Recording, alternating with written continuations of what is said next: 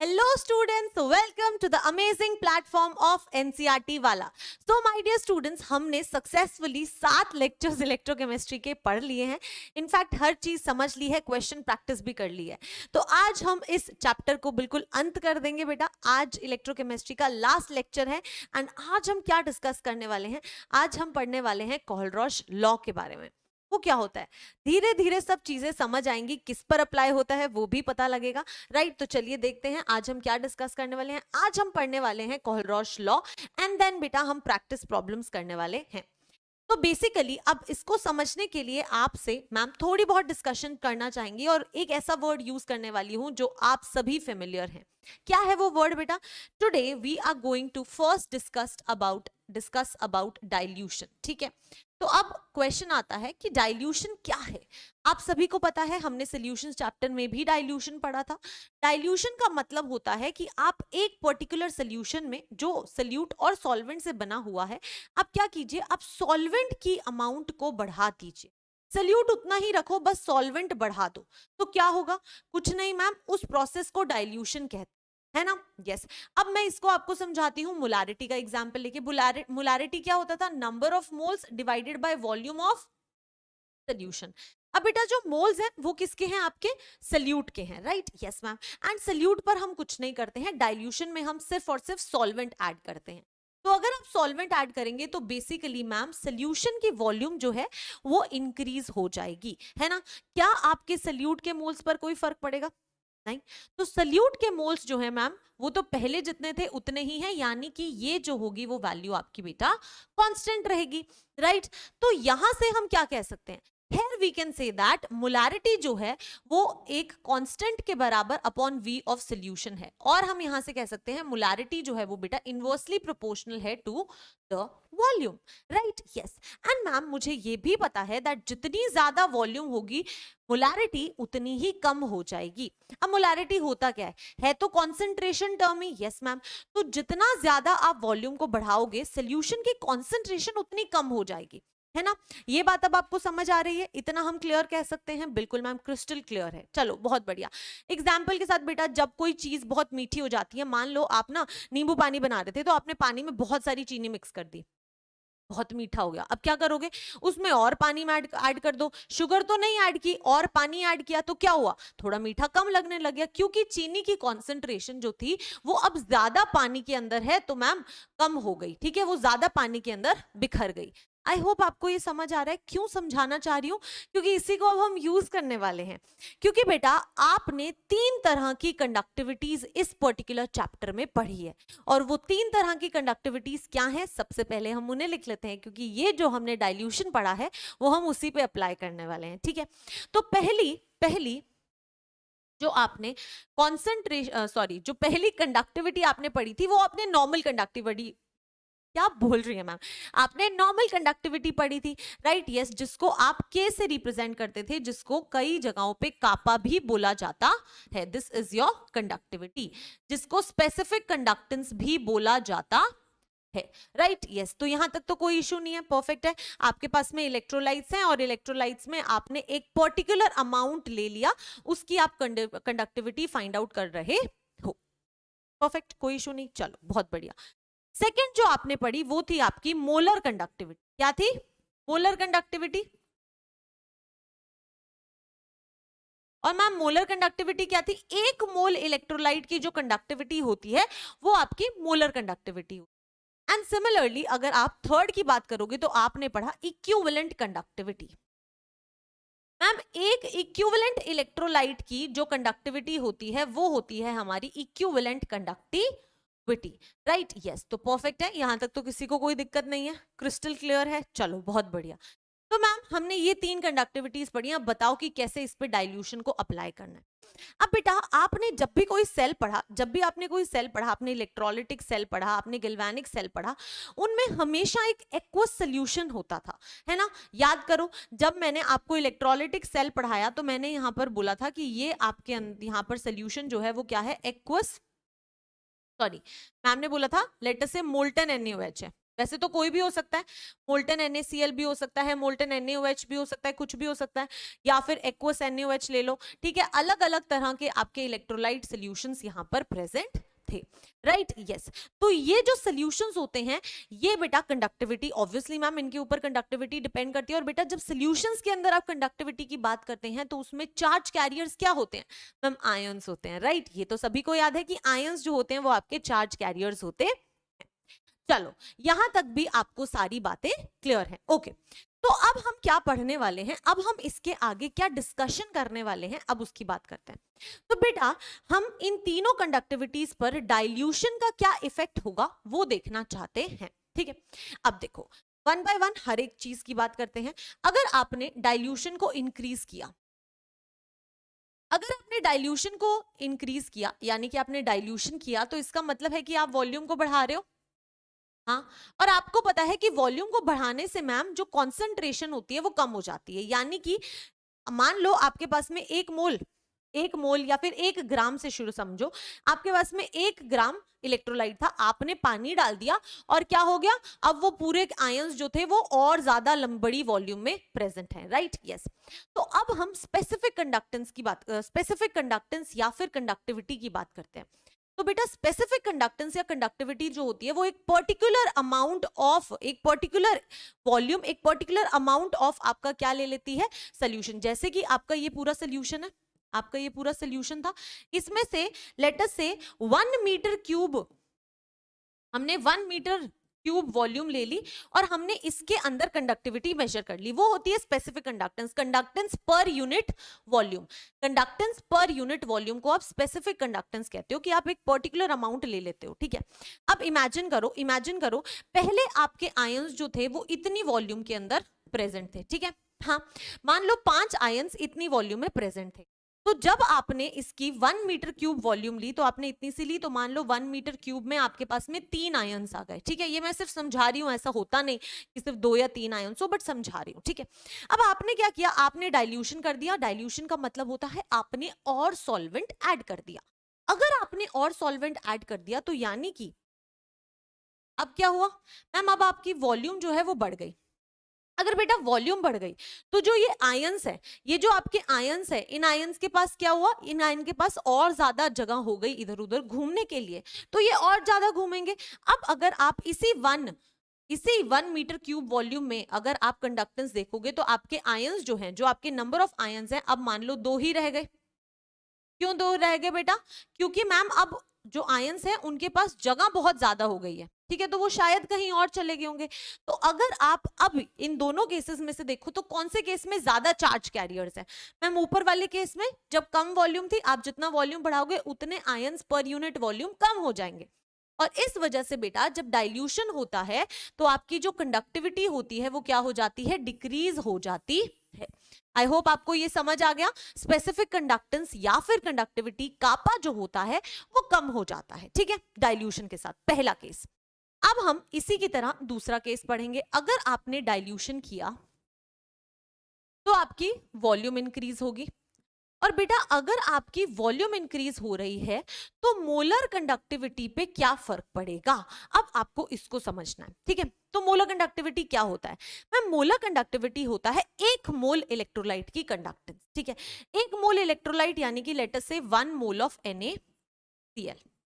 अब आपने मान लो 1 मोल NaCl जो है वो आपने मान लो एक सोल्यूशन में डाला, एक सॉल्वेंट में डाला, एंड लेट अस से यहाँ पर जो वॉल्यूम थी वो 1 लीटर थी, ठीक है।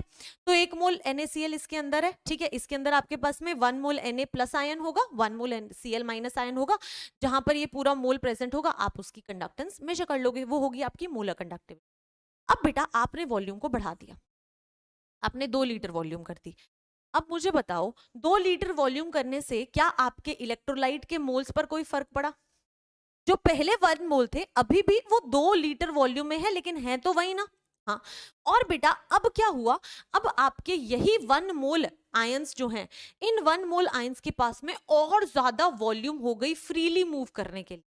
पहले मान लो 1 मोल आयंस जो थे वो ऐसे थोड़ी थोड़ी जगह में घूम रहे थे, ठीक है, लेकिन आपने उनको और खुली जगह दे दी, इस रूम को और खुला कर दिया, अब वो और ज्यादा तेज तेज तेज भागेंगे। तो आयंस कितनी स्पीड से भाग रहे हैं वो भी तो कंडक्टेंस इंक्रीज करता है ना। यस तो बेटा 1 मोल इलेक्ट्रोलाइट की कंडक्टेंस जो है वो इंक्रीज हो जाती है डाइल्यूशन पे। क्यों? क्योंकि 1 मोल तो 1 मोल ही रहता है। स्पेसिफिक कंडक्टेंस में तो आप 1 मीटर क्यूब यानी कि 1 पर यूनिट वॉल्यूम देख रहे थे, तो नंबर ऑफ आयंस कम हो रहे थे।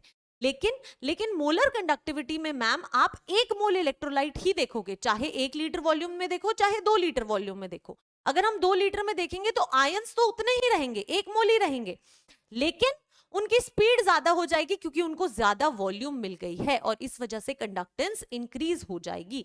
और इसीलिए बेटा मोलर डाइल्यूशन इंक्रीज करने पे मोलर कंडक्टिविटी जो होती है वो इंक्रीज हो जाती है। ठीक है, आई होप अगर ये समझ आया तो आप थर्ड केस भी समझ सकते हैं। अगर आपने डाइल्यूशन को इंक्रीज किया तो वॉल्यूम इंक्रीज होगी, और वॉल्यूम इंक्रीज होगी तो आपकी इक्विवेलेंट कंडक्टेंस पे क्या फर्क पड़ेगा। इक्विवेलेंट कंडक्टेंस एक इक्विवेलेंट इलेक्ट्रोलाइट होता है उसकी कंडक्टेंस, तो एक इक्विवेलेंट ही रहेगा, चाहे आप वॉल्यूम को बढ़ा दो या कम कर दो। अगर आपने बढ़ा दिया बस उन आयंस को ज्यादा जगह मिलेगी मूव करने के लिए और उस वजह से उनकी कंडक्टेंस इंक्रीज हो जाएगी। तो मैम इक्विवेलेंट कंडक्टिविटी भी इंक्रीज हो जाती है। अब अगर आप इसको लिखना चाहते हो तो आप कैसे लिखोगे। On dilution number of ions per unit volume decreases and as a result specific conductance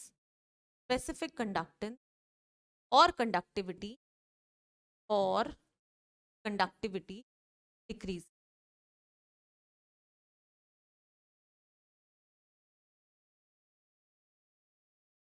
ठीक है, परफेक्ट, कोई दिक्कत नहीं है। अब नेक्स्ट क्या है बेटा, नेक्स्ट क्या है, अब है आपके पास में मोलर कंडक्टिविटी। अब अगर आप मोलर कंडक्टिविटी की बात करोगे तो आप क्या कहोगे, on dilution the volume for 1 mole electrolyte increases and hence molar conductivity. Similarly आप इक्विवेलेंट कंडक्टिविटी के लिए भी सेम इसी तरह से लिख सकते हैं। आई होप यहां तक किसी को कोई डाउट नहीं है। परफेक्ट, ये हम क्यों समझ रहे थे मैं अब आपको समझाती हूं। क्योंकि बेटा अब जो है हम ग्राफ्स प्लॉट करने वाले हैं, कुछ ग्राफ्स प्लॉट करने वाले हैं। उन ग्राफ्स को समझना, एक आप कर लोगे तो बाकी के तीनों आप खुद बना लोगे। आई मीन एक आप समझ लोगे तो बाकी के तीनों आप खुद बना लोगे। ठीक है, तो बेसिकली यहां पर होगा क्या, यहां पर मैंने आपके सामने y एक्सिस बनाया और x एक्सिस बनाया। ठीक है, यहां पर आपकी इक्विवेलेंट कंडक्टेंस होगी और यहां पर आपकी कॉन्सेंट्रेशन का रूट होगा। तो यहां पर लैम्डा ई जो है वो क्या है, आपकी इक्विवेलेंट कंडक्टिविटी, और C जो है वो है कॉन्सेंट्रेशन ऑफ इलेक्ट्रोलाइट। तो ये आपके इलेक्ट्रोलाइट की क्या है बेटा, कॉन्सेंट्रेशन है। ठीक है, कोई इशू नहीं है यहां तक, परफेक्ट। अब हम पहले डिस्कशन करेंगे एक स्ट्रॉन्ग इलेक्ट्रोलाइट के लिए, एक स्ट्रॉन्ग इलेक्ट्रोलाइट। अब मैम इसके लिए आपको हमें ये तो बताना पड़ेगा ना कि इलेक्ट्रोलाइट क्या होता है, तो चलिए पहले इलेक्ट्रोलाइट की डिस्कशन करते हैं। अब बेटा मेजरली 2 तरह के इलेक्ट्रोलाइट्स होते हैं। ठीक है, थोड़ा बहुत इसके बारे में आपने अपने आयनिक इक्विलिब्रियम में पढ़ा होगा, अगर नहीं पढ़ा तो कोई बात नहीं, मैम है यहाँ पर आपको बताएंगी। तो बेसिकली क्या होता है, you have 2 types of electrolyte, have 2 types of electrolyte. अब वो 2 टाइप ऑफ इलेक्ट्रोलाइट क्या होते हैं, एक होता है आपका स्ट्रॉन्ग इलेक्ट्रोलाइट और एक होता है आपका वीक इलेक्ट्रोलाइट।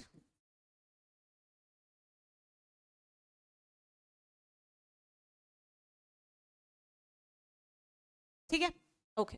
तो स्ट्रॉन्ग इलेक्ट्रोलाइट होता है, वीक इलेक्ट्रोलाइट होता है, परफेक्ट है। अब देखो बेटा होता क्या है यहाँ पे, नाउ सी जो आपका स्ट्रॉन्ग इलेक्ट्रोलाइट होता है वो ऐसे इलेक्ट्रोलाइट्स होते हैं जो अपने आयंस के अंदर कंप्लीटली टूट जाते हैं।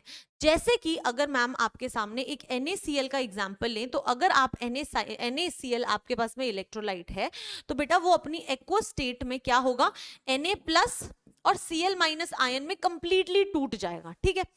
और अगर आप एक वीक इलेक्ट्रोलाइट की बात करते हैं, जैसे कि मैंने एक एग्जांपल लिया CH3COOH, ठीक है, तो बेटा ये जो वीक इलेक्ट्रोलाइट होते हैं ना, ये कंप्लीटली अपने आयंस में नहीं टूट पाते, ये अपने आयंस में कंप्लीटली नहीं टूट पाते हैं, बस थोड़े बहुत टूटते हैं, बाकी ये अपनी ओरिजिनल इलेक्ट्रोलाइट कंबाइंड स्टेट में रहते हैं।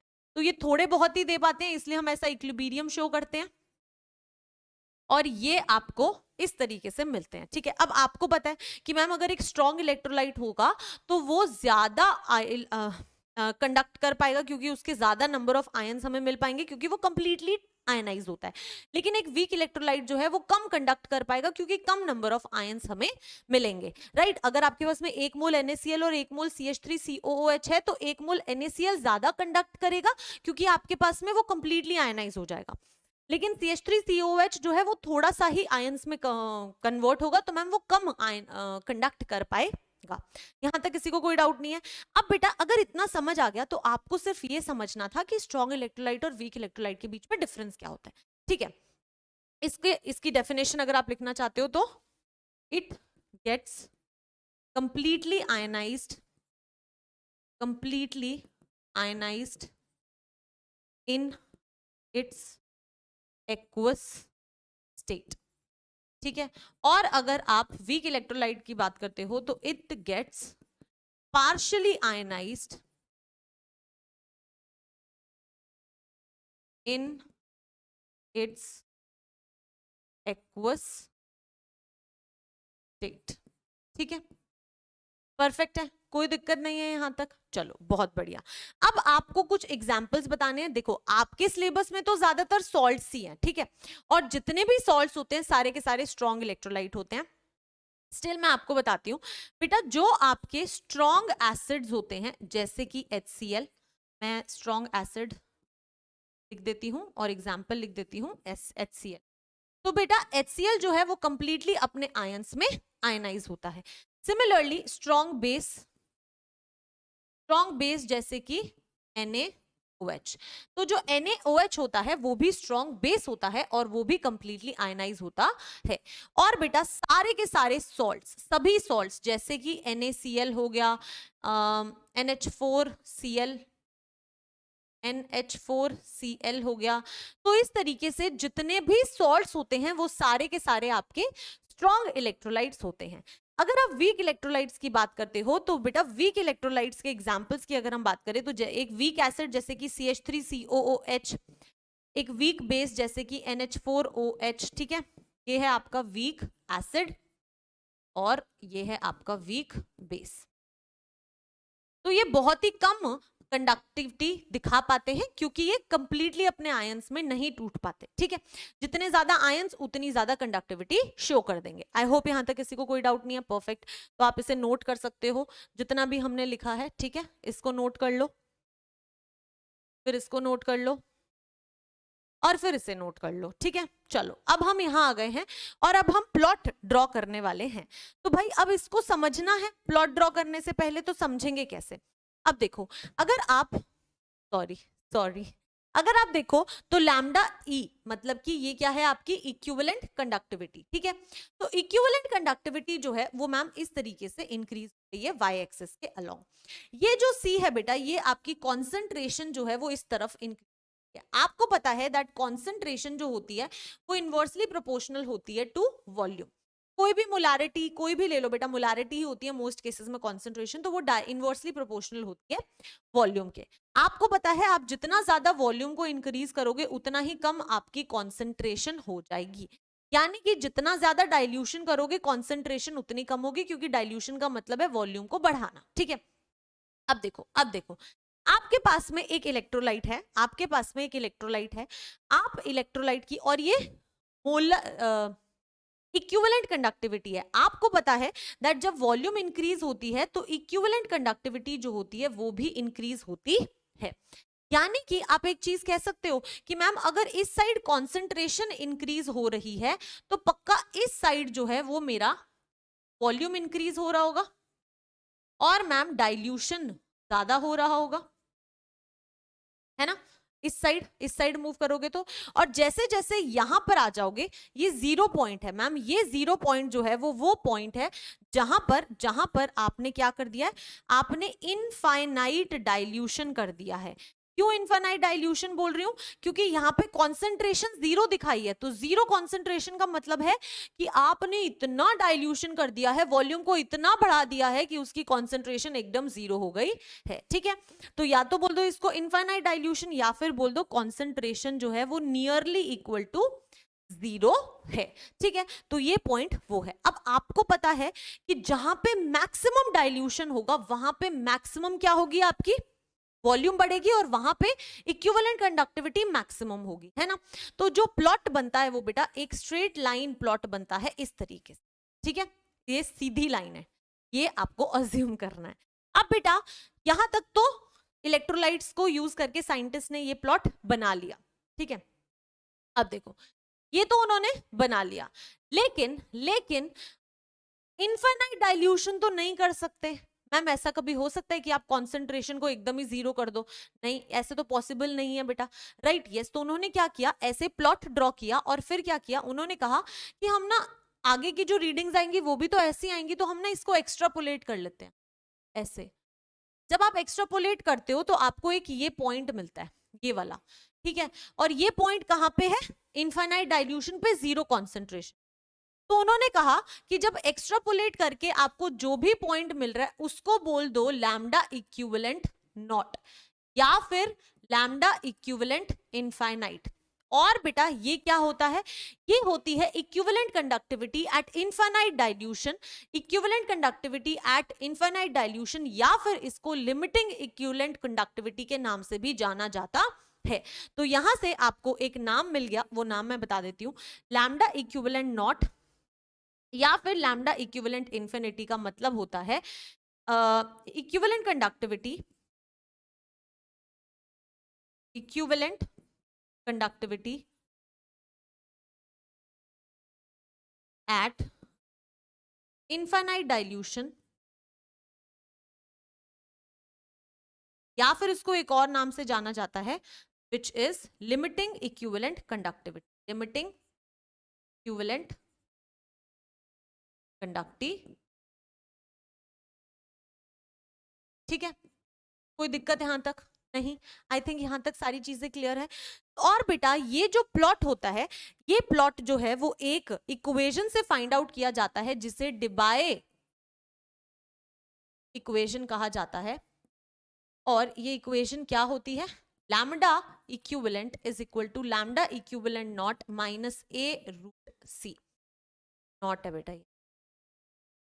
अब आप कहोगे ये क्या होता है मैम, आप एक चीज देखो, तो ये एक स्ट्रेट लाइन इक्वेशन है, स्ट्रेट लाइन है, तो बेटा ये इस इक्वेशन को फॉलो करती है हर पॉइंट पे, इसी के अंदर वैल्यूज पुट कर करके सारी कैलकुलेशंस की गई हैं, ठीक है। यहां पे लैम्डा इक्विवेलेंट क्या है, इक्विवेलेंट कंडक्टिविटी, कंडक्टिविटी, और बेटा लैम्डा इक्विवेलेंट नॉट क्या है, लिमिटिंग इक्विवेलेंट कंडक्टिविटी, ठीक है। ए जो होता है वो एक कांस्टेंट वैल्यू होती है बेटा, और सी जो है वो आपकी कॉन्सेंट्रेशन होती है, ठीक है। आपसे बस ये पूछा जा सकता है कि जो ये स्ट्रेट लाइन है ये किसको फॉलो करती है, तो फिर आपको बस इस इक्वेशन को याद करना है। आपको अगर ये इक्वेशन याद है तो बहुत बढ़िया है, इसके ऊपर आपको कुछ भी टेंशन लेने की जरूरत नहीं है, ठीक है। परफेक्ट है, कोई इशू नहीं है, यहां तक सारी चीजें क्लियर है। लिख भी लो और समझ भी लो, हमने इक्विवेलेंट कंडक्टिविटी निकाली, हमने कॉन्सेंट्रेशन देखा, इस साइड कॉन्सेंट्रेशन बढ़ रही है तो पक्का कंडक्टेंस कम होगी, जैसे जैसे इस साइड आएंगे डाइल्यूशन बढ़ रहा है, कंडक्टेंस कम, कॉन्सेंट्रेशन कम हो रही है, तो आपकी कंडक्टिविटी जो है वो बढ़ती रहेगी। यहां तक तो साइंटिस्ट ने खुद प्लॉट कर लिया, फाइंड कर लिया, लेकिन इसके आगे जो है उन्होंने एक्स्ट्रापोलेट करके अपना आंसर निकाल लिया। और इस तरीके से आप कह सकते हो कि जितने भी स्ट्रॉन्ग इलेक्ट्रोलाइट्स हैं, ये स्ट्रॉन्ग इलेक्ट्रोलाइट्स के लिए, क्योंकि वो कंप्लीटली आयनाइज हो जाते हैं अपने आयंस में, तो जितने भी स्ट्रॉन्ग इलेक्ट्रोलाइट्स हैं हम उनकी equivalent conductivity at infinite dilution calculate कर सकते हैं यूजिंग दिस ग्राफ। ठीक है, तो यहां पे हम लिख सकते हैं ये चीज को नोट बना के, for strong electrolyte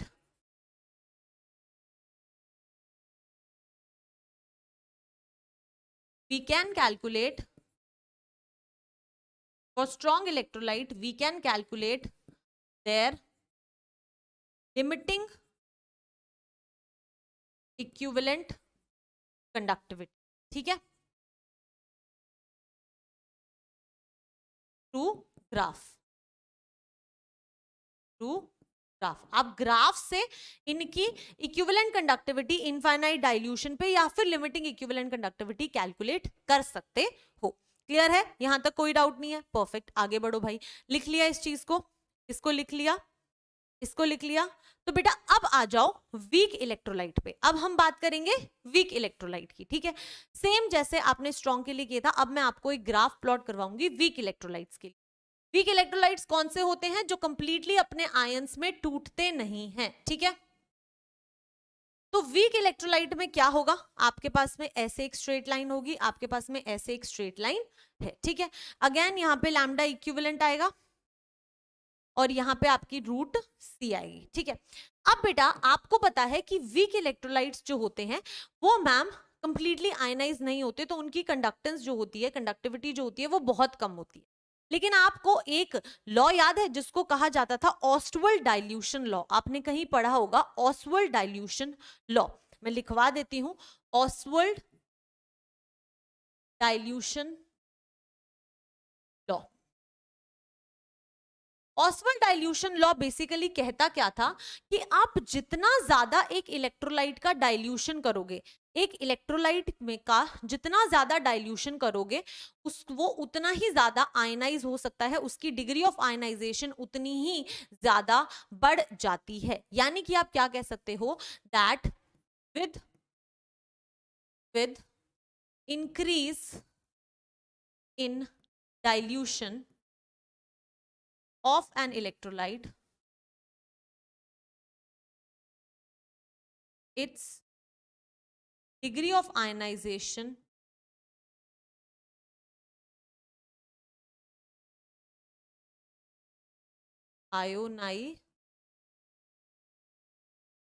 also increase। ठीक है, ये आपने पढ़ा होगा कहीं बेटा, जब आप कहा क्या पढ़ रहे थे, आयनिक इक्विलिब्रियम पढ़ रहे थे। आयनिक इक्विलिब्रियम में क्या होता है कि मान लो आपके पास में एक वीक इलेक्ट्रोलाइट है जो बहुत ही कम आयनाइज हो रहा है, अगर आप उसकी कॉन्सेंट्रेशन को कम कर दो और पानी बढ़ाते रहो तो वो ज्यादा आयनाइज हो सकता है। ठीक है, तो ऑस्टवर्ल्ड डाइल्यूशन लॉ यही कहता है कि जितना ज्यादा डाइल्यूशन करोगे एक इलेक्ट्रोलाइट उतना ही ज्यादा आयनाइज हो सकता है। ठीक है, तो यानी कि मैम ऑस्टवर्ल्ड डाइल्यूशन लॉ को यूज करते हुए हम कह सकते हैं दैट अगर हम इस साइड हम डाइल्यूशन इंक्रीज कर रहे हैं, वॉल्यूम को बढ़ा रहे हैं, तो मैम हम ये कह सकते हैं कि जैसे जैसे हम इस साइड मूव करेंगे वीक इलेक्ट्रोलाइट की भी कंडक्टेंस बढ़ेगी। Right, yes. लेकिन बेटा जो प्लॉट साइंटिस्ट ने ड्रॉ किया वीक इलेक्ट्रोलाइट के लिए वो कुछ इस तरीके से आया। पहले क्या हुआ, वो पहले इंक्रीज हुआ बहुत धीरे धीरे, जैसे जैसे डाइल्यूशन कर रहे हो वो थोड़ा थोड़ा बढ़ रहा है, फिर अचानक से वो ऐसे बढ़ा, अचानक से। ठीक है, तो इस तरीके का प्लॉट, हाँ होता तो इंक्रीज ही है, लेकिन इस तरीके का प्लॉट जो है वो एक वीक इलेक्ट्रोलाइट के लिए मिला। ये आपका क्या था मैम, 0 पॉइंट था जहां पे क्या हो रहा है, इनफाइनाइट डाइल्यूशन। Right, yes. तो बेटा ये आपका इनफाइनाइट डाइल्यूशन था। अब ठीक है मैम, वीक इलेक्ट्रोलाइट भी हमें समझ आ गया, आपको पता है लैम्डा इक्विवेलेंट और कंसंट्रेशन तो क्या है, तो मैं यहां लिख नहीं रही। अब देखो बेटा, अगर मैं आपसे पूछूं कि क्या आप एक वीक इलेक्ट्रोलाइट का लिमिटिंग इक्विवेलेंट कंडक्टिविटी यानी कि लैम्डा इक्विवेलेंट नॉट जो है, क्या आप एक वीक इलेक्ट्रोलाइट का कैलकुलेट कर सकते हो? देखो उसमें हम क्या कर रहे थे, एक्स्ट्रापोलेट कर रहे थे। लेकिन यहाँ पे आप कितना भी एक्स्ट्रापोलेट कर दो वो हमेशा इसके पैरेलल में चलेगा, कभी भी इसको कट नहीं करेगा। और अगर वो कट नहीं कर रहा है इसका मतलब है कि आप एक वीक इलेक्ट्रोलाइट का इनफाइनाइट डाइल्यूशन पे कंडक्टिविटी कभी कैलकुलेट नहीं कर सकते हो, राइट? यस। तो यहां से जो हमने फाइंड आउट किया उसको नोट बना के लिख लो, that we cannot calculate we cannot calculate the limiting equivalent conductivity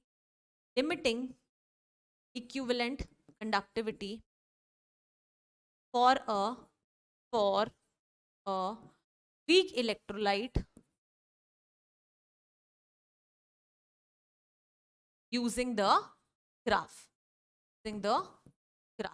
तो अब ग्राफ को यूज करके एक वीक इलेक्ट्रोलाइट की लिमिटिंग इक्विवेलेंट कंडक्टिविटी नहीं कैलकुलेट कर सकते हो, ठीक है? इतना क्लियर है बेटा? तो इसको लिख लो बिल्कुल, बस प्लॉट देखो और प्लॉट देख के आपको सब कुछ समझ आ रहा है कि यार ये तो ना पैरेलल में जाने लग गया, तो कभी कट नहीं करेगा तो हम इस पॉइंट पे फाइंड आउट कैसे करेंगे, राइट? यस। तो इस वजह से हम कैलकुलेशन नहीं कर सकते हैं, ये भी लिख लो। अब ये दो प्लॉट्स तो मैंने बना दिए, exactly same plots, exactly same बात जो है वो बेटा आपकी मोलर कंडक्टिविटी और कॉन्सेंट्रेशन के लिए होती है। यानी कि अगर आप इसको एक स्ट्रॉन्ग इलेक्ट्रोलाइट के लिए बनाओगे तो बिल्कुल सेम ग्राफ बनेगा। स्ट्रॉन्ग, काफी गलत स्पेलिंग लिखी है, स्ट्रॉन्ग इलेक्ट्रोलाइट, ठीक है? अब मैं ये होमवर्क दे रही हूं और मैं आपको बता भी रही हूं, सब कुछ बता रही हूं कि अगर आप एक मोलर कंडक्टिविटी फाइंड आउट कर रहे हो कॉन्सेंट्रेशन के साथ एक स्ट्रॉन्ग इलेक्ट्रोलाइट के लिए, तो एकदम स्ट्रेट लाइन इक्वेशन आएगी और ये डेबाय-ऑनसेगर इक्वेशन को भी फॉलो करेगी। इसकी आप लिमिटिंग मोलर कंडक्टिविटी कैलकुलेट कर सकते हो क्योंकि ये स्ट्रेट लाइन आएगी, उसको एक्स्ट्रापोलेट करके ग्राफ से आप फाइंड आउट कर सकते हो, सब कुछ इक्विवेलेंट कंडक्टिविटी की तरह होगा। तो वो सारी चीजें आपको लिखनी है, ग्राफ प्लॉट करना है, क्या क्या रिप्रेजेंट करता है। अगर खुद लिखोगे तो याद होगा, मैं बता रही हूँ, ठीक है? कर लोगे, ये करोगे ना पक्का, प्रॉमिस? चलो बहुत बढ़िया। तो ये आपका होमवर्क हुआ। सेम इसी तरह से मोलर कंडक्टिविटी और कॉन्सेंट्रेशन का एक वीक इलेक्ट्रोलाइट के लिए भी प्लॉट बनाना है। अब जो वीक इलेक्ट्रोलाइट के लिए प्लॉट बनाओगे उसमें फिर से वही होगा जो इक्विवेलेंट वाले केस में हुआ था, पैरेलल में चला जाएगा, ठीक है? बिल्कुल वैसा ही प्लॉट होगा, पैरेलल में चला जाएगा। और पैरेलल में चला जाएगा मतलब मैम हम ग्राफ से एक वीक इलेक्ट्रोलाइट का लिमिटिंग मोलर कंडक्टिविटी नहीं कैलकुलेट कर पाएंगे, ठीक है? यस। तो बेटा ये सब चीजों से, ये भी आपका होमवर्क होगा। तो ये सब चीजों से मैंने ये समझा कि मैं स्ट्रॉन्ग इलेक्ट्रोलाइट के बारे में तो कंडक्टिविटी निकाल पा रही हूँ सारी तरह की, लेकिन मैं ना एक वीक इलेक्ट्रोलाइट की कंडक्टिविटी नहीं निकाल पा रही हूँ।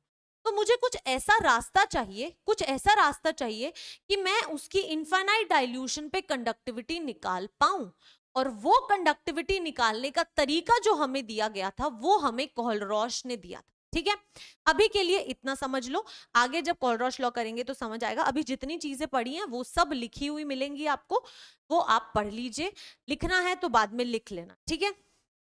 तो फर्स्ट थिंग, वीक इलेक्ट्रोलाइट क्या होता है डिटेल में आपको लिखा हुआ है। In case of weak electrolyte the increase in equivalent और molar conductance is more pronounced with the dilution.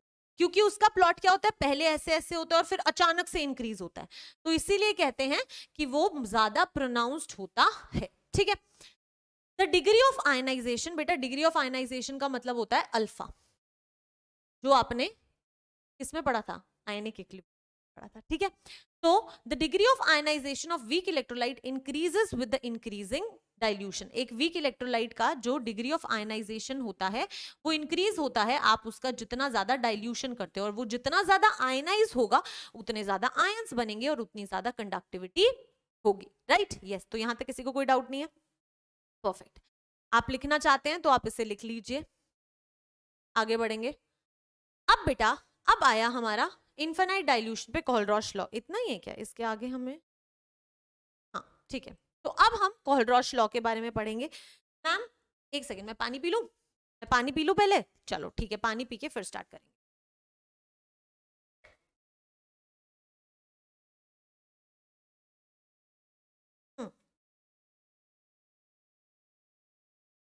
तो अब हुआ क्या, हुआ ये बेटा, कोलरॉश कहता कि ठीक है, हम एक स्ट्रॉन्ग इलेक्ट्रोलाइट की तो हर तरह की कंडक्टिविटी निकाल पा रहे हैं, इनफैक्ट इनफाइनाइट डाइल्यूशन पे भी निकाल पा रहे हैं, लेकिन हम उसकी लिमिटिंग वीक इलेक्ट्रोलाइट की इनफाइनाइट डाइल्यूशन पे क्यों नहीं निकाल पा रहे, इसका तो कोई सोल्यूशन होना चाहिए, है ना। हाँ, तो कोहलरॉश ने क्या किया, कोहलरॉश ने क्या किया, उसने देखा कि यार जब आयंस जो होते हैं, जब उनकी इनफाइनाइट डाइल्यूशन होती है, जब किसी भी इलेक्ट्रोलाइट की इनफाइनाइट डाइल्यूशन होती है, तो उसका मतलब क्या होता है पहले उसको समझो, ठीक है। अब देखो बेटा, अगर मैं एक इनफाइनाइट डाइल्यूशन ऑफ NaOH की बात करती हूं, तो इसका मतलब है कि मैम NaOH जो है उसमें बहुत ही ज्यादा वॉल्यूम है, और बेटा इतना ज्यादा वॉल्यूम हो जाता है, आपको पता है NaOH एक स्ट्रॉन्ग बेस है, तो ये कंप्लीटली अपने आयंस में आयनाइज हो जाएगा, और जब ये सोल्यूशन में पड़े होते हैं, तो मान लो Na+ यहाँ पर है, तो OH- कहीं पे यहाँ पे होता है, और इनके बीच में कुछ कुछ इंटरेक्शन होता है, थोड़ा बहुत इंटरेक्शन तो होता ही है, राइट, यस। लेकिन आप जितना ज्यादा वॉल्यूम बढ़ा देते हो, ये आयंस उतने ही ज्यादा दूर होते रहते हैं, आप जितना वॉल्यूम बढ़ाओगे आयंस उतने दूर होते रहेंगे। अब इनफाइनाइट डाइल्यूशन पे आपने इतना वॉल्यूम बढ़ा दिया, इतना वॉल्यूम बढ़ा दिया कि ये दोनों आयंस एक दूसरे से एकदम अलग अलग हो गए, और अब इनके बीच में कोई भी इंटरैक्शन नहीं है, अब इनके बीच में कोई भी इंटरैक्शन नहीं है, ठीक है। तो अब ये इंडिपेंडेंट हो गया, ये भी इंडिपेंडेंट हो गया, तो इनफाइनाइट डाइल्यूशन पे जो आयंस होते हैं वो एक दूसरे से एकदम दूर हो जाते हैं और बिल्कुल इंडिपेंडेंटली माइग्रेट करने लगते हैं, घूमने लगते हैं, और इसीलिए कोहलरॉश ने कहा, इसीलिए कोहलरॉश लॉ को कहा जाता है the law for independent migration of ions, ठीक है। तो इतना समझ आया आपको, यहां तक तो कोई डाउट नहीं है। मैम आपने आयंस डाले, जैसे जैसे वॉल्यूम बढ़ती है आयंस दूर होते रहते हैं, उनके बीच की इंटरेक्शन वीक होती रहती है। अब आप इतनी वॉल्यूम बढ़ा दो कि वो आयंस एकदम ही दूर दूर हो जाएंगे, तो मैम उनके बीच में कोई इंटरेक्शन नहीं रहेगा, और वो बिल्कुल अपना इंडिविजुअली इंडिपेंडेंट हो जाएंगे, अपने हिसाब से चीजें करेंगे। अब बेटा इस टाइम पे जो आप इसकी लिमिटिंग, इस पर्टिकुलर आयन की लिमिटिंग मोलर या फिर इक्विवेलेंट कंडक्टिविटी निकालते हो, वो स्पेसिफिकली इसी की है, वो स्पेसिफिकली इसी की है और किसी की नहीं है, राइट। यानी कि अगर ये x वैल्यू है तो ये इसकी खुद की है, ये इसका फिंगरप्रिंट है, ये इसका आधार कार्ड है, कोई इससे नहीं छीन सकता। अब ये किसी के भी साथ चला जाए, इसकी लिमिटिंग मोलर या फिर इक्विवेलेंट कंडक्टिविटी यही रहेगी। सिमिलरली OH- जो है, इसकी भी अपनी एक इंडिविजुअल वैल्यू आ जाएगी, लेट अस से y। अब ये कहीं भी चले जाओ चेंज नहीं हो, ठीक है। तो यानी कि बेटा एक होता है आपका मोलर कंडक्टिविटी, एक है मान low molar conductivity at infinite dilution.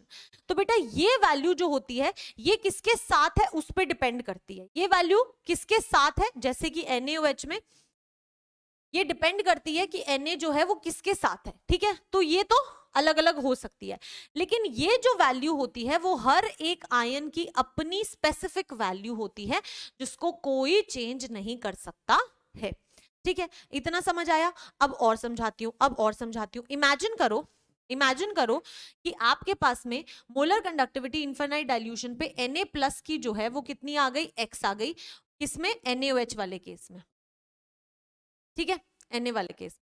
अब बेटा अगर मैं आपसे मोलर कंडक्टिविटी इनफाइनाइट डाइल्यूशन पे Na+ की पूछूंगी NaCl में से, अब NaCl भी तो एक सॉल्ट है और इसमें भी तो Na ही है, तो बेटा इसमें भी इसकी इनफाइनाइट डाइल्यूशन पे मोलर कंडक्टिविटी x ही रहेगी। तो यानी कि इनफाइनाइट डाइल्यूशन पे जाके हर एक आयन अपनी इंडिविजुअल कंडक्टिविटी कंटेन करता है, ठीक है। तो यानी कि अगर आपसे कोई पूछे कि total molar conductivity infinite dilution पे NaCl की कितनी होगी, आप कहोगे मोलर कंडक्टिविटी इनफाइनाइट डाइल्यूशन पे Na+ की जो भी होती है, जो भी स्पेसिफिक वैल्यू होती है वो, plus molar conductivity infinite dilution पे Cl- की जो भी होती है उसकी अपनी इंडिविजुअल। क्लियर है। सिमिलरली अगर आप मोलर कंडक्टिविटी इनफाइनाइट डाइल्यूशन पे NaOH की पूछोगे, तो मैम इसको हम लिखेंगे मोलर कंडक्टिविटी इनफाइनाइट डाइल्यूशन पे जो भी Na+ की होती है फिक्स, और बेटा ये दोनों सेम वैल्यूज होंगी, ठीक है, plus molar conductivity at infinite dilution of OH-, ये सब की वैल्यूज अपनी एक स्पेसिफिक वैल्यू होती, ठीक है, तो यहां से ये कोहलरॉश ने बोला, ये कोहलरॉश ने बोला, तो आप कोहलरॉश लॉ को कैसे डिटरमाइन कर सकते हो? That the limiting molar conductivities और इक्विवेलेंट, देखो मैं मोलर के हिसाब से बोल रही हूं, आप उसको इक्विवेलेंट के हिसाब से भी चेंज कर सकते हो, ठीक है, दोनों एक ही बात है। तो यहां से आपको कोहलरॉश की एक डेफिनेशन मिल गई, और उस डेफिनेशन को आप क्या बोलोगे? That the limiting molar conductivity of an electrolyte is at infinite, हाँ limiting molar conductivity बोल तो दिया ऑफ एन इलेक्ट्रोलाइट, चाहे आप इन्फाइनाइट डाइल्यूशन लिख दो, एक ही बात है, at infinite dilution would be equal to the sum of individual limiting molar conductivity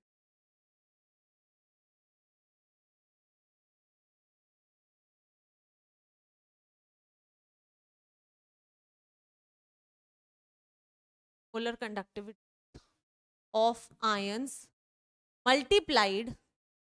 multiplied by their stoichiometric coefficient, stoichiometric coefficient, ठीक है। चलो अब ये बोला क्या, ये बोला क्या, मैं उसको लिख के समझाती हूँ, ठीक है बेटा। मान लो आपके पास में कोई एक इलेक्ट्रोलाइट था AXB वाई, ये इलेक्ट्रोलाइट है, इस इलेक्ट्रोलाइट की जो लिमिटिंग मोलर कंडक्टिविटी होगी वो किसके बराबर होगी? वो बेटा x कितने हैं, A जो है वो आपके कितने हैं मैम? x है, तो यानी कि x into limiting molar conductivity of AY plus अब y b कितने हैं? y है, तो यानी कि y into molar conductivity at infinite dilution, या 0 लिख दो यहाँ पे b, और यहाँ पे आ जाएगा x माइनस, ठीक है। अब यार इसको देख के ना, इसको देख के मजा नहीं आता, इसको देख के ना समझ नहीं आता, ऐसा लगता है कि यार ये कितना कंफ्यूजिंग सा है, फॉर्मूला याद करना है क्या? मैं हूं ना, फॉर्मूला नहीं याद करना। अब देखो ये कह क्या रहा है, ये कहता कि अगर मोलर कंडक्टिविटी इनफाइनाइट डाइल्यूशन पे NaOH की फाइंड आउट करनी है, तो वो क्या होगी? मोलर कंडक्टिविटी इनफाइनाइट डाइल्यूशन पे Na प्लस की, plus molar conductivity infinite dilution पे OH माइनस, इसका भी एक ही था, OH भी एक ही था, तो ये हो गया। चलो अभी भी नहीं समझ आया, अगर नहीं समझ आया तो बेटा मोलर कंडक्टिविटी इनफाइनाइट डाइल्यूशन पे अब ढूंढो Na2SO4 की। अब Na2SO4 की कैसे आएगी? Na के कितने हैं आयंस आपके पास? 2, तो यानी कि बेटा इस बार ये 2 से मल्टीप्लाई होगा, तो molar conductivity infinite dilution of Na plus हो जाएगा, प्लस बेटा SO4 कितने हैं? एक ही है, तो यानी कि ma'am 1 into molar conductivity infinite dilution of SO4 two minus. तो ये ना बस फैंसी तरीका है लिखने का, बात तो यही है कि वो जितनी बार रिपीट हो रहा है उससे मल्टीप्लाई कर दो। एक और ट्राई कर लो, पहले खुद ट्राई कर लेना। Molar conductivity infinite dilution of Na3PO4 क्या हो जाएगा ma'am? 3 into molar conductivity infinite dilution of Na plus 1 into molar conductivity infinite dilution of PO4 to 3 minus. Easy, थोड़ा और कर लो, थोड़ा और चेंज करो इसको, infinite dilution of CA3PO4 whole twice, ठीक है। अब ये थोड़ा सा कॉम्प्लिकेट हो गया, क्या हो जाएगा देखो, Ca कितनी बार मल्टीप्लाई हो रहा है? 3 बार, तो यानी कि ma'am 3 molar conductivity infinite dilution of Ca2 plus बेटा PO4 कितनी बार रिपीट हो रहा है? 2 बार, तो यानी कि 2 into molar conductivity infinite dilution of PO4 minus. Easy, कोई दिक्कत? बस ऐसे करना, ठीक है, ओके। चलो भाई यहां तक तो समझ आ गया मैम कि सिंपल ये बोल रहे हैं कि उसको ओपन करके लिख दो और उसके आयंस की इंडिविजुअल मोलर कंडक्टिविटीज जो होंगी इनफाइनाइट डाइल्यूशन पे उसका सम हो जाएगा। अब बेटा अगर यही आप इक्विवेलेंट कंडक्टिविटी के लिए करते, अगर आप यही कोहलरॉश लॉ इक्विवेलेंट कंडक्टिविटी पे लगाते तो क्या होता? इक्विवेलेंट कंडक्टिविटी पे बेसिकली होता क्या है, आपको पता है कि इक्विवेलेंट कंडक्टिविटीज में स्टोइशियोमेट्रिक कोफिशिएंट से मल्टीप्लाई नहीं होता, यानी कि पहले डेफिनेशन लिख देती हूं फिर समझा देती हूं। The limiting equivalent conductivities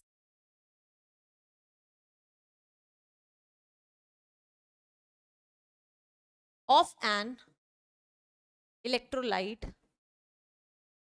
is at infinite dilution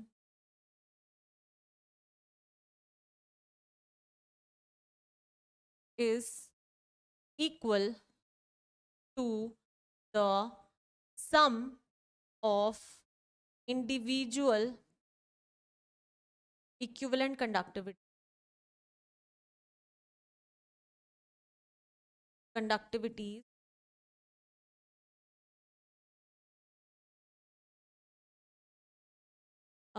is equal to the sum of individual limiting, बेटा limiting word आना बहुत जरूरी है, ठीक है, limiting equivalent conductivities of the ions. हमने लास्ट टाइम डेफिनेशन में इक्विवेलेंट लिखा है ना, हाँ, लिमिटिंग लिख दिया, परफेक्ट, ठीक है. तो अब ये क्या कहता है, सेम वही चीज कहता है, सेम वही चीज कहता है, कहता कि अगर आपको इक्विवेलेंट कंडक्टिविटी निकालनी है NaOH की, तो वो क्या हो जाए, पहले तो उसे लिख लो general formula, equivalent conductivity of AXBY. ये क्या होगा बेटा, this will be equal to equivalent conductivity of AY plus plus equivalent conductivity of BX minus. मतलब इसमें बस स्टोइशियोमेट्रिक कोफिशिएंट से मल्टीप्लाई नहीं करना होता, ठीक है. आगे देखो, आगे देखो, अगर आपको इक्विवेलेंट कंडक्टिविटी कैलकुलेट करनी है NaOH के लिए, तो वो किसके बराबर हो जाएगी, equivalent conductivity of Na plus limiting equivalent conductivity of OH minus. ये तो फिर इजी था, 1-1 था. अब थोड़ा और आगे बढ़ते हैं. अगर इक्विवेलेंट कंडक्टिविटी लिमिटिंग आपको निकालनी है Na2SO4 के लिए, तो वो किसके इक्वल हो जाएगी, मोलर में हम 2 से मल्टीप्लाई करते थे, इसमें किसी से मल्टीप्लाई नहीं करना, simple. Equivalent conductivity of Na plus plus equivalent conductivity of SO4 minus. देखा, अगर यहाँ पे होता इक्विवेलेंट कंडक्टिविटी ऑफ Na3PO4, तो मैम ये हो जाता equivalent conductivity of Na plus plus equivalent conductivity of PO4 minus. ठीक है, कोई दिक्कत नहीं है. अगला वाला एक लास्ट कर लो, इक्विवेलेंट कंडक्टिविटी ऑफ Ca2 था ना, Ca2PO4 होल था, ये ट्वाइस था. इसको करोगे तो बस मैम मल्टीप्लाई नहीं करना, of Ca2 plus plus equivalent conductivity of PO4 minus. Simple simple बेटा, बहुत ही आसान है. समझ आया कि नहीं, बिल्कुल.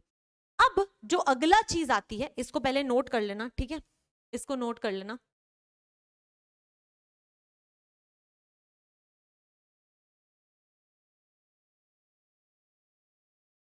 ठीक है, अब बेटा इसके बाद जो अगली चीज आती है, जो आपके लिए बहुत इंपॉर्टेंट है, वो ये है कि कई बार आपको मोलर लिमिटिंग मोलर कंडक्टिविटीज दी हुई होंगी और आपको इक्विवेलेंट निकालने को बोल देंगे, है ना.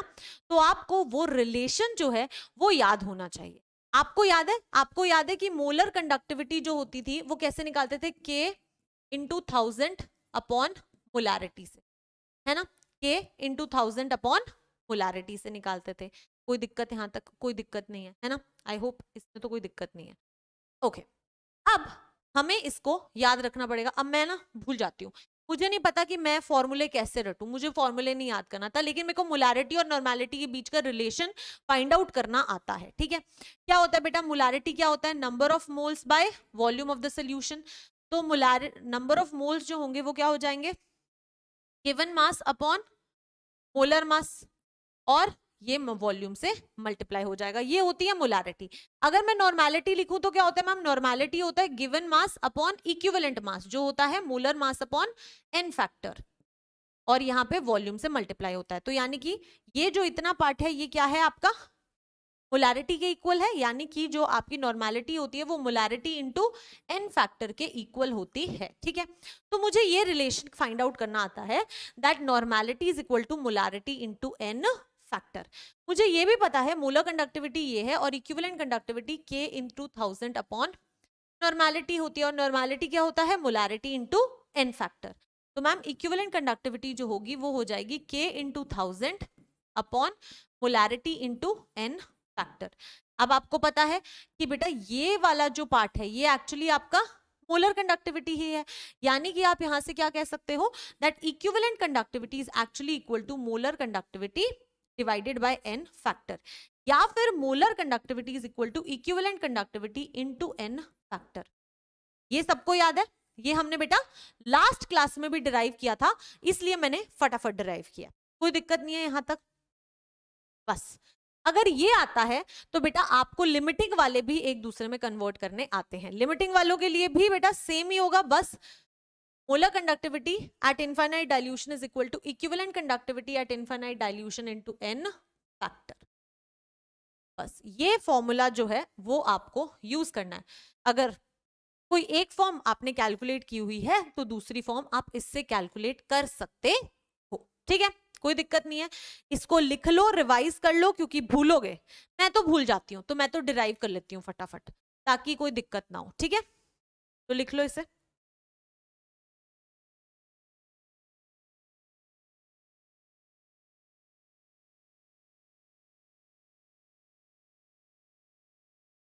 अब देखो, अब यहाँ पे जो भी सब पढ़ा है ना बस थ्योरी में यहाँ पे लिखा हुआ है, तो फटाफट पढ़ लेते हैं, रिवाइज हो जाएगा, फिर क्वेश्चन सॉल्व करेंगे, ठीक है। कहता the equivalent conductance of an electrolyte has its maximum value at infinite dilution, है ना, infinite dilution पे ही maximum value होगी क्योंकि अपने आयंस के अंदर completely आयनाइज हो जाएंगे। And it is constant for a given electrolyte, हर एक इलेक्ट्रोलाइट की एक कांस्टेंट वैल्यू होगी क्योंकि वो उसका आधार कार्ड होता है। It is called equivalence conductance eight infinite dilution. Any electrolyte strong or weak will be 100% ionized at infinite dilution। अगर आपने infinite dilution कर दिया तो strong हो या weak हो वो अपने आयन से बिल्कुल दूर हो जाएगा, क्योंकि आपको पता है weak में भी dilution के साथ ionization increase होता है। At infinite dilution the interionic attraction, जो आपको मैंने बताया था ना Na प्लस और OH माइनस के बीच में जो ये आयनिक इंटरेक्शन होती है वो जीरो हो जाती है। इतना पानी ला दो कि ये बिल्कुल जीरो हो जाए। And each ion migrates independently, फिर वो अपने हिसाब से माइग्रेट करते हैं, ठीक है, कोई इशू नहीं है, परफेक्ट। अब देखो, now each ion can contribute a fixed value, उनकी एक फिक्स्ड वैल्यू होती है, उनकी आधार कार्ड वैल्यू होती है, equivalence conductance of the electrolyte, and this is known as ionic equivalence conductance. बेटा जैसे जैसे आयन इक्विवेलेंस के लिए लिखा हुआ है सेम वैसा ही मोलर के लिए होता है, ठीक है। It is constant for a given ion and different for different ions, जैसे कि जो आपकी lambda M not Na plus की एक फिक्स वैल्यू है, यस हर जगह पे, और बेटा अलग अलग आयंस होंगे तो उनकी तो अलग अलग वैल्यूज ही होंगी ना, यस, तो बस ये आपको यहाँ पे बोला गया, कोई इशू नहीं है, यहाँ तक क्लियर है, बहुत बढ़िया, आगे बढ़ते हैं। अब आपके सामने एक क्वेश्चन आया है, एक क्वेश्चन आप करेंगे, दूसरा क्वेश्चन आपका होमवर्क होगा, ठीक है, तो चलो इस क्वेश्चन को ट्राई करो, वीडियो को पॉज करो और पहले खुद ट्राई करो, फिर मैम का अप्रोच देख। क्वेश्चन कहता है that lambda M not of CaSO4 and lambda equivalent of CaSO4, ये दोनों आपको कैलकुलेट करने हैं। दिया हुआ क्या है, ये दो वैल्यूज दी हुई हैं, तो मुझे पता है मैं सबसे पहले lambda M not of CaSO4 calculate कर सकती हूँ क्योंकि वही वैल्यूज मुझे दी हुई हैं। This will B lambda M not of Ca2 plus lambda M not of SO4 minus, क्योंकि कोई स्टोइशियोमेट्री में था ही नहीं, इनके पास Ca था और SO4 था, ठीक है। ये वैल्यूज कितनी दी हुई है, 119 प्लस 160, तो यहाँ आ जाएगा 967 और ये हो जाएगा 279 Simon centimetre square mole inverse, ठीक है। यहां तक तो किसी को कोई डाउट नहीं आया। आपको इक्विवेलेंस भी कैलकुलेट करना है, तो अभी आपने एक रिलेशन पढ़ा था, जो रिलेशन मैं भूल जाती हूँ, हमें पता है दैट लैम्डा एम नॉट जो होता है वो lambda equivalent into n factor के इक्वल होता है। बेटा मैंने आपको लास्ट क्लास में n फैक्टर कैलकुलेट करना सिखाया था, टोटल पॉजिटिव चार्ज या फिर टोटल नेगेटिव चार्ज देख लो कितना है, तो Ca2 प्लस में ma'am total positive charge 2 plus है और टोटल नेगेटिव चार्ज देखोगे तो SO4 2 माइनस, तो मैम 2 माइनस है, n फैक्टर यहाँ पे बेटा 2 होगा, ठीक है। तो lambda equivalent not will be equal to lambda M not upon n factor which is 279 upon 2 which is equal to 169.5 siemens centimetre square equivalent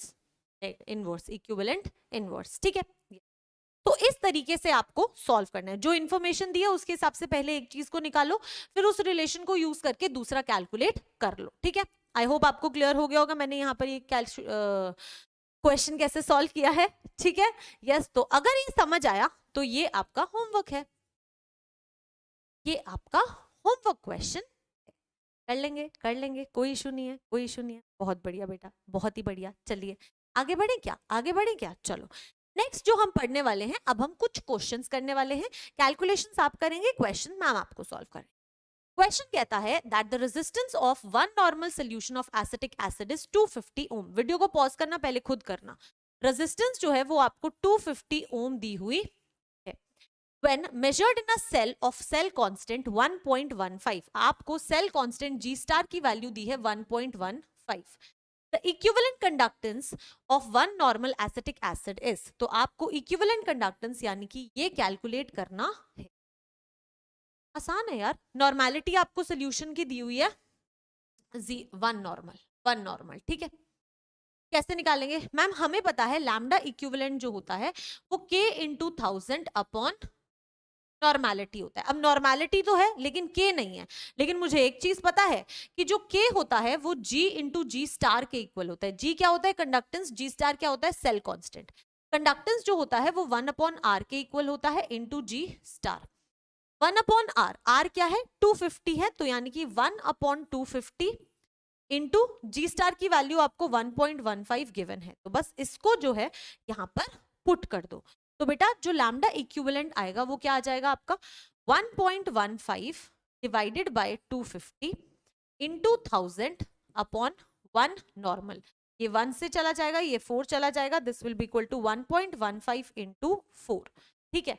बस इसको मल्टीप्लाई कर लो और अपना आंसर निकाल लो, ठीक है। यस कर दूं? 5 4 जा 20, 5 4 1 जा 4, 5 6 4 1 जा 4, ठीक है।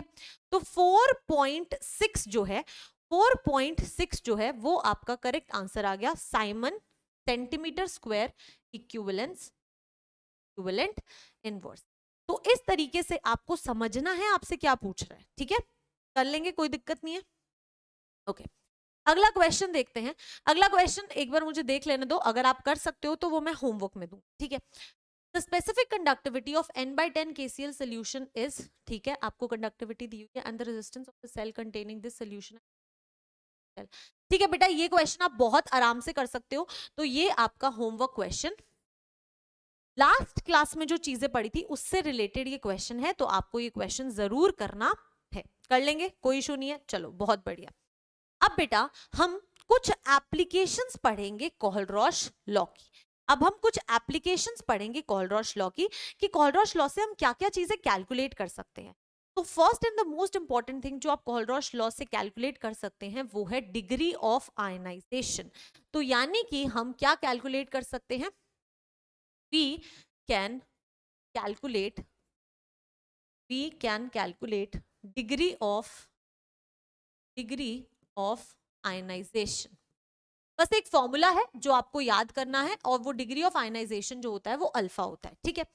अब ये आपने कब पढ़ा था? जब आपने आयनिक इक्विलिब्रियम पढ़ा था, डिग्री ऑफ आयनाइजेशन। तो बेटा डिग्री ऑफ आयनाइजेशन जो होता है वो alpha is equal to molar conductivity by molar conductivity at infinite dilution. इस फॉर्मूला को यूज करके आप डिग्री ऑफ आयनाइजेशन कैलकुलेट कर सकते हैं। आपको ये भी कैलकुलेट करना आता है, किसी भी इलेक्ट्रोलाइट का मोलर कंडक्टिविटी भी कैलकुलेट करनी आती है, ठीक है। तो पहला तो ये एप्लीकेशन हो गया। दूसरा एप्लीकेशन जो होता है वो होता है that we can calculate the dissociation constant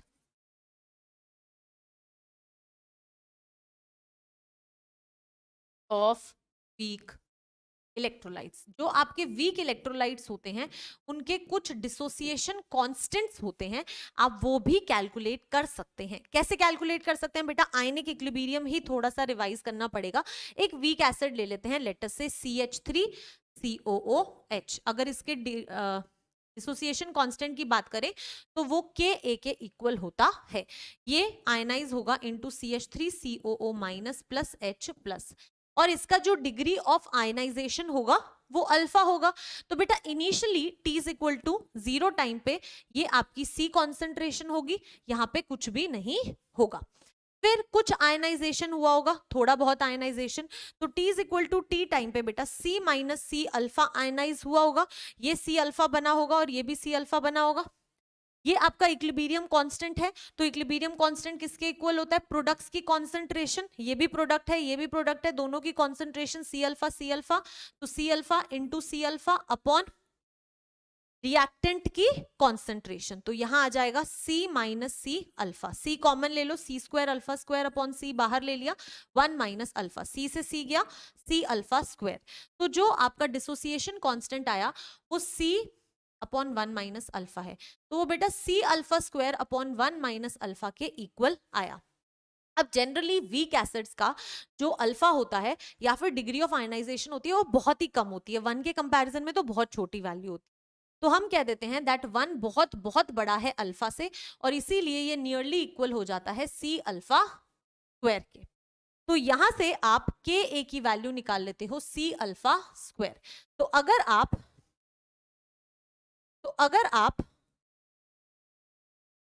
alpha calculate कर लो तो यही अल्फा की वैल्यू इसमें पुट कर दो, तो आप डिसोसिएशन कांस्टेंट भी कैलकुलेट कर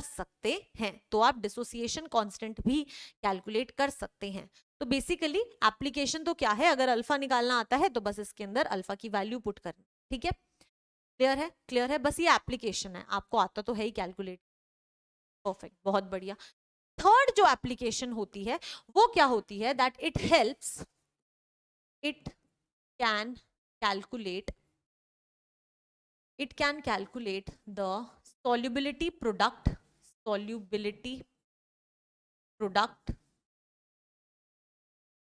and solubility of sparingly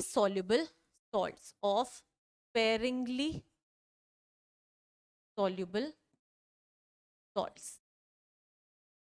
अब देखो इसके ना एक फॉर्मूला होता है जिसको अगर मैंने लिखवा दिया तो आप लोग कंफ्यूज हो जाओगे पागलों की तरह, ठीक है, तो मैं आपको सीधा इसको डिराइव करना समझ, ठीक है, मान लो कि आपके पास में एक स्पेरिंगली सॉल्युबल सॉल्ट है AgCl, तो बेटा इस AgCl की ये जो वैल्यू होती है वो आपकी KSP वैल्यू होती है, ठीक है, और ये आयनाइज होता है Ag प्लस और Cl माइनस में। तो आपको बस क्या करना है, आपको कुछ भी नहीं करना, आप बस ये देखो कि मैम इसकी सॉल्युबिलिटी S होगी, इसकी सॉल्युबिलिटी S होगी, तो बेटा जो KSP की वैल्यू होगी वो यहाँ पे आ जाएगी आपकी S की पावर 1 इंटू S की पावर 1, क्योंकि इसके भी स्टोइशियोमेट्रिक कोफिशिएंट में 1 है, तो यहाँ पे आपका जो KSP वैल्यू है वो आपका S स्क्वायर के इक्वल आ जाएगा, ठीक है, ये होता है आपका सॉल्युबिलिटी प्रोडक्ट निकालना। ये तो फिर AgCl था तो आसान था, थोड़ा सा टिपिकल बना के समझाती हूँ। इमेजिन करो कि अब आपको एक स्पेरिंगली सॉल्युबल सॉल्ट मिला है विच इज Na2SO4, ठीक है, तो अगर आपका एक स्पेरिंगली सॉल्युबल सॉल्ट है Na2SO4 तो क्या होगा बेटा, ये मैम इसकी KSP वैल्यू होगी, ये 2 Na प्लस देगा मुझे और SO4 2 माइनस देगा। अब बेटा जब आप इसकी S वैल्यू लिखोगे, सॉल्युबिलिटी लिखोगे जो S, तो बेटा क्योंकि यहाँ पे 2 है इसलिए ये 2S आएगा, क्योंकि यहाँ पे 2 था, क्योंकि यहाँ पे 1 था इसलिए 1S और 1S आया था, ठीक है, तो यहाँ पे 2S आएगा। अब क्योंकि यहाँ पे 1 ही है तो मैम यहाँ पे 1S आएगा, तो जो इसकी KSP वैल्यू होगी वो किसके इक्वल हो जाएगी बेटा, अब देखो 2S और Na प्लस के आगे 2 फिर से है, तो यानी कि मैम 2S ये वाला और इस पूरे का भी स्क्वायर करना पड़ेगा, और S का बेटा 1S है और इस पूरे की पावर में भी 1 ही है तो इसलिए 1 करना पड़ेगा, ठीक है, तो इसीलिए आपकी KSP वैल्यू जो है वो यहां आएगी 4S³। ऐसे आपको KSPs कैलकुलेट करने पड़ेंगे, ये भी आयनिक इक्विलिब्रियम में पढ़ते थे, ठीक है, यस आई होप क्लियर हो गया होगा। एक और करवा देती हूँ ताकि और समझ आ जाए, ठीक है, चलो कौन सा लिखें, थोड़ा और कॉम्प्लिकेट करते हैं, लेट अस से मैम Ca3PO4 होल ट्वाइस, ये आपका स्पेरिंगली सॉल्युबल सॉल्ट है, तो आप कहोगे मैम ये देगा 3Ca 2+ 2PO4 3-, ये लिखने में तो किसी को कोई दिक्कत नहीं है। अब देखो अगर आप ये बोलोगे तो आप कहोगे मैम ये इसका KSP होगा। अब बेटा अगर यहाँ पे 3 है तो यहाँ पे 3s आएगा, अगर यहाँ पे 2 है तो यहाँ पे 2s आएगा, और जो आपकी KSP वैल्यू होगी वो क्या होगी, 3s तो पूरा लिखना ही है, तो मैम 3s तो लिखेंगे ही, इसकी पावर में बेटा यही वाला 3 आएगा जो ऊपर स्टोइशियोमेट्री में था, तो मैम यहाँ पर 3 आ जाएगा। ठीक है, सिमिलरली अगर आप यहाँ पर 2s देखोगे तो इसकी होल पावर में क्या आ जाएगा, 2 आ जाएगा, तो ये इसकी KSP वैल्यू होगी। ये निकालना आपको आना चाहिए क्योंकि ये जो सॉल्युबिलिटी होती है ना आपकी, ये S होता है यहाँ पे सॉल्युबिलिटी और KSP होता है सॉल्युबिलिटी प्रोडक्ट। ठीक है, सॉल्युबिलिटी प्रोडक्ट। ठीक है, कोई दिक्कत नहीं है यहां तक, यस। और जो आपकी सॉल्युबिलिटी होती है वो एक्चुअली बेटा मोल्स पर लीटर में होती है, यानी कि होती कॉन्सेंट्रेशन ही है।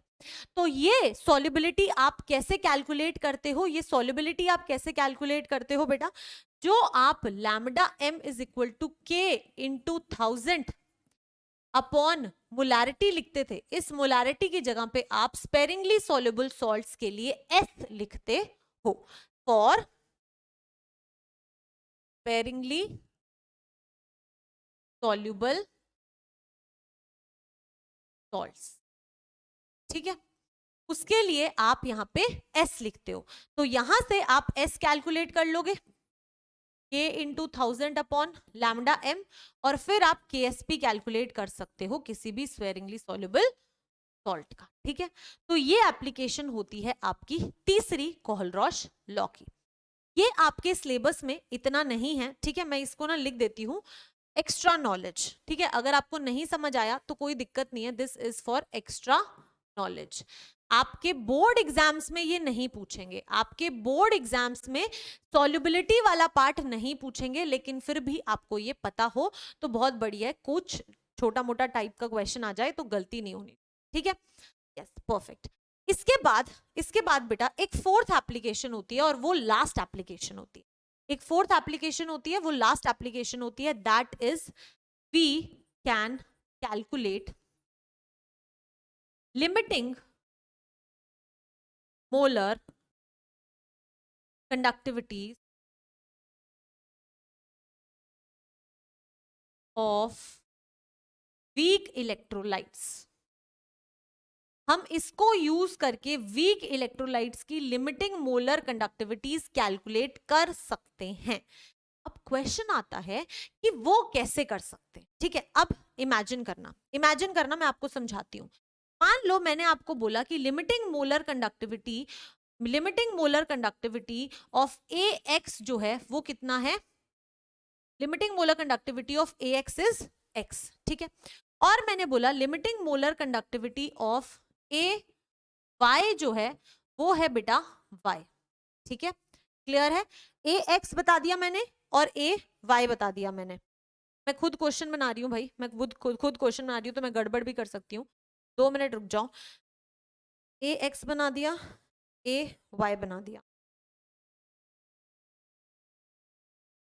एक सेकंड, इसको थोड़ा चेंज कर लेते हैं। अगर हम इसको बना दें YZ तो AX हो गया, YZ हो गया, और limiting molar conductivity of Z let us से Z है, तो आपको फाइंड आउट करना है limiting molar conductivity of XY, ये क्या होगी। ठीक है, ऐसे दिया हुआ है। ठीक है, मान लो कि ये स्ट्रॉन्ग इलेक्ट्रोलाइट है, ये भी स्ट्रॉन्ग इलेक्ट्रोलाइट है, ये भी स्ट्रॉन्ग इलेक्ट्रोलाइट है, लेकिन ये वीक है, तो आपको ये कैलकुलेट करना है। तो आप ये कैसे कैलकुलेट, अब ध्यान से सुन लो, एक बार समझोगे सारी कहानी समझ आ जाएगी। ठीक है, अब मुझे पता है कि मोलर कंडक्टिविटी ऑफ AX जो है वो मुझे दी हुई है X, यानी कि इसकी बात है कि molar conductivity of A plus molar conductivity of X, ये मुझे दिया हुआ है। ठीक है, दूसरा मुझे दिया हुआ है मोलर कंडक्टिविटी ऑफ YZ, तो अगर मोलर कंडक्टिविटी ऑफ YZ दिया है तो मुझे पता है इसका मतलब है Y, limiting molar conductivity of Y plus limiting molar conductivity of Z। ठीक है, अब देखो इसके अलावा आपको दिया हुआ है AZ, तो ma'am limiting molar conductivity of AZ किसके इक्वल हो जाएगा, Z के इक्वल है। This is molar limiting molar of A plus limiting molar of Z। कुछ नहीं किया, बस इनको ओपन करके लिखा है अभी तक। कैलकुलेट क्या करना है, XY। अगर XY कैलकुलेट करना है यानी कि ma'am limiting molar conductivity of XY जो होगा वो हो जाएगी limiting molar conductivity of X plus limiting molar conductivity of Y। अब बेटा आपको सिर्फ X और Y चाहिए और आपके पास में 3 इक्वेशंस है, और आपके पास में 3 इक्वेशन। इनको कैसे रीअरेंज करोगे कि ये आ जाए। मुझे X चाहिए, यस, तो मैं फर्स्ट इक्वेशन लिख लूं प्लस, मुझे क्या चाहिए, मुझे y चाहिए, तो मैं दूसरी इक्वेशन को भी ऐड कर लूं, मतलब मैंने इन दोनों इक्वेशंस को ऐड कर लिया, ठीक है। अब बेटा अगर मैं इनको ऐड करती हूं तो मेरे पास में a, x, y और z सारे ऐड में आ जाएंगे, लेकिन मुझे सिर्फ x और y चाहिए, a और z नहीं चाहिए। तो a और z को अगर मैं सब्ट्रैक्ट कर दूं तो देखो a और z यहाँ पे हैं, अगर मैं इसको थर्ड इक्वेशन से सब्ट्रैक्ट कर दूं यानी कि तीसरी वाली इक्वेशन को मैं इससे सब्ट्रैक्ट कर दूं, तो जो मेरे पास में कंडक्टिविटी आएगी वो एक्चुअली मेरे पास में x और y की ही आएगी। समझ आ रहा है आपको, समझ आ रहा है, क्योंकि आप इनको ऐड करोगे, अब a जो है वो कैंसिल हो जाएगा इसके साथ और z जो है वो कैंसिल हो जाएगा इसके साथ, तो आपके पास x और y रह जाएगा, राइट। तो यानी कि आप क्या कह सकते हो, this value will be equal to x plus y minus z। तो इस तरीके से आप किसी भी वीक इलेक्ट्रोलाइट की भी लिमिटिंग मोलर कंडक्टिविटी कैलकुलेट कर सकते हो, अगर आप कोहरॉश लॉ को यूज कर सको करेक्टली तो, ठीक है। ये तो मैंने क्वेश्चन बनाया था, आपको नहीं समझ आया, कोई बात नहीं, मैं हूं, अगला क्वेश्चन करेंगे, ठीक है। क्वेश्चन के थ्रू समझेंगे, क्वेश्चन आपके सामने है, ट्राई करो भाई इस क्वेश्चन को, ठीक है। पहले वीडियो को पॉज करो और खुद ट्राई करो, उसके बाद में मैम का अप्रोच देखना है, ओके। कर लिया होगा, चलो अब स्टार्ट करते हैं। अब मैम का अप्रोच देखो, मैम क्या करेंगी, देखो आपको लिमिटिंग मोलर कंडक्टिविटी निकालनी है BaOH होल ट्वाइस की, यानी कि limiting molar conductivity of BaOH whole twice का मतलब है limiting molar conductivity of Ba, और बेटा आपके पास में क्या है, मोलर है, तो यानी कि स्टोइशियोमेट्रिक कोफिशिएंट से मल्टीप्लाई होगा। मैम यहाँ पे 2 है तो यहाँ पे 2 into limiting molar conductivity of OH minus, तो बेसिकली आपको ये चाहिए, आपको ये सारी इंफॉर्मेशन गिवन है, तो इसको ओपन करके लिख लें। मैम इसका मतलब है this is equal to limiting molar conductivity of Na plus plus limiting molar conductivity of OH minus, this is equal to limiting molar conductivity of Na plus plus limiting molar conductivity of Cl minus, this is equal to limiting molar conductivity of Ba2 plus plus limiting molar conductivity of Cl minus, और इसको 2 से multiply करना पड़ेगा, ठीक है। Yes, अब देखो आपको क्या क्या चाहिए, ये अगर आपकी फर्स्ट इक्वेशन है, ये सेकंड है और ये थर्ड है बेटा, तो आपको Ba2 प्लस चाहिए, और Ba2 प्लस जो है वो थर्ड इक्वेशन में आ रहा है, तो मैम Ba2 प्लस तो चाहिए, तो थर्ड इक्वेशन तो ऐड करनी पड़ेगी। नेक्स्ट आपको OH माइनस चाहिए, और OH माइनस 2 चाहिए। आपके पास में फर्स्ट इक्वेशन में OH माइनस है लेकिन वो सिर्फ एक है ना, तो मैम वो सिर्फ एक है, तो क्या मैं 2 को 1 से मल्टीप्लाई, फर्स्ट इक्वेशन को 2 से मल्टीप्लाई करके ऐड कर दूं, कर दो मैम, ठीक है। अब बेटा इसके बाद में अगर मैं ध्यान से देखूं तो मेरे पास Na प्लस एक्स्ट्रा आ रहा है और मेरे पास 2 Cl माइनस एक्स्ट्रा आ रहे हैं, है ना, तो क्या करते हैं, जो थर्ड इक्वेशन है उसको भी 2 से मल्टीप्लाई करके सब्ट्रैक्ट कर देते हैं, तो मैम -2 इंटू 3। अब सारी की सारी चीजें जैसे जैसे लिखी है वैसे वैसे लिख के देखो, थर्ड इक्वेशन ऐड करनी है, तो मोलर कंडक्टिविटी इनफाइनाइट डाइल्यूशन पे Ba2 प्लस की, प्लस बेटा 2 इंटू मोलर कंडक्टिविटी, अरे अरे अरे 2 into molar conductivity infinite dilution पे Cl माइनस की, अभी मैंने थर्ड लिखा है, फर्स्ट को मुझे 2 से मल्टीप्लाई करना है, 2 से मल्टीप्लाई किया तो वो आ जाएगा मोलर कंडक्टिविटी इनफाइनाइट डाइल्यूशन पे Na प्लस की, और 2 ही मोलर कंडक्टिविटी इनफाइनाइट डाइल्यूशन पे OH माइनस। थर्ड इक्वेशन को भी 2 से मल्टीप्लाई करके सब्ट्रैक्ट करना है, यानी कि -2 into molar conductivity infinite dilution of Na plus -2 into molar conductivity infinite dilution पे Cl माइनस, ठीक है। अब जो जो कैंसिल हो रहा है उसको कैंसिल करो, देखो Ba2+ चाहिए, Cl माइनस यहाँ पे प्लस का है और Cl-2 वहां पे नेगेटिव है, तो 2 से 2 पूरा कट गया, कैंसिल। अब देखो यहाँ पे 2 Na+ है और वहां पे 2 Na+ नेगेटिव के हैं, तो ये भी कैंसिल हो गए। पीछे रह क्या गया, Ba2+ प्लस 2OH माइनस। तो यानी कि जो फाइंड आउट करना था एक्चुअली वही हमें मिल रहा है। तो आप कैसे सॉल्व कर सकते हो, आपने किया क्या एक्चुअली आपने क्या किया, थर्ड इक्वेशन बेटा, थर्ड इक्वेशन यानी कि 280, तो 280 फिर क्या बोला इसने, सेकंड इक्वेशन को 2 से, फर्स्ट इक्वेशन को 2 से मल्टीप्लाई करके ऐड कर दो, तो फर्स्ट इक्वेशन को 2 से मल्टीप्लाई करके ऐड कर दो तो 248 माइनस क्या करना है, थर्ड वाली को 2 से मल्टीप्लाई करके, तो थर्ड क्या है, नहीं क्या किया है हमने ये बेटा, यहाँ पे ना छोटी सी मिस्टेक कर दी हमने, 2 से मल्टीप्लाई करना था और सेकंड इक्वेशन को सब्ट्रैक्ट करना था, है ना। हाँ चलो कोई बात नहीं, ऐसे तो मिस्टेक हो जाती है कभी कभी। तो यहाँ पर 2 × 126, बस इसको सॉल्व करो और आपको आपके इस इलेक्ट्रोलाइट की लिमिटिंग मोलर कंडक्टिविटी मिल जाएगी। तो आपको बस ये देखना है कि आप इक्वेशन को कैसे रीअरेंज कर रहे हो, ये सारा लिखने की जरूरत नहीं है, ये तो मैंने समझाने के लिए लिखा है। अगर आप ऐसे देखोगे ना, आप अपने आप से आंसर निकाल सकते हो, ठीक है, कर लेंगे, कोई दिक्कत नहीं है, बहुत बढ़िया। आगे बढ़ते हैं बेटा, नेक्स्ट क्वेश्चन। नेक्स्ट कहता है that the conductivity of 0.01 molar, आपको कॉन्सेंट्रेशन जो है वो 0.01 मोलर दी हुई है और उसकी कंडक्टिविटी यानी कि आपको के वैल्यू जो है वो 3.9 × 10⁻⁻5 given. Find the Ka and alpha of lambda m not if lambda m not is this. तो बेटा आपको लिमिटिंग मोलर कंडक्टिविटी भी दी है 390 और आपको Ka और अल्फा निकालना है, ठीक है। मुझे पता है कि अल्फा जो होता है वो lambda m upon lambda m not होता है। अब मेरे पास लैम्डा m नहीं है, लैम्डा m नॉट तो है, कैसे निकालेंगे lambda m, K × 1000 upon molarity. K दिया हुआ है 3.9 × 10⁻⁻5 अपॉन मोलारिटी कितनी दी है 0.01, यानी कि 3.9 × 10⁻³ यानी कि ये हो जाएगा आपके पास में, हाँ 3.9 × 10⁻³ जो है वो लैम्डा m की वैल्यू आ गई। तो इसको पुट कर दो 3.9 × 10⁻³ divided by lambda m not कितना दिया है 390, तो 390 यहां से आपके पास में आपके अल्फा की वैल्यू आ जाएगी। नेक्स्ट निकालना है Ka, और बेटा मैंने आपको कहा था कि Ka जो होता है एक्चुअली C⁴ अपॉन 1 - अल्फा होता है, जिसको नियरली C⁴ के इक्वल ले सकते हैं, ठीक है। तो यानी कि this is equal to C × lambda m² upon lambda m not का, बस जो वैल्यू यहां से आई उसको यहां पुट करो और सॉल्व कर दो, Ka की वैल्यू आपके पास आ जाए। देख रहे हो कितना आसान है, देख रहे हो कितना आसान है।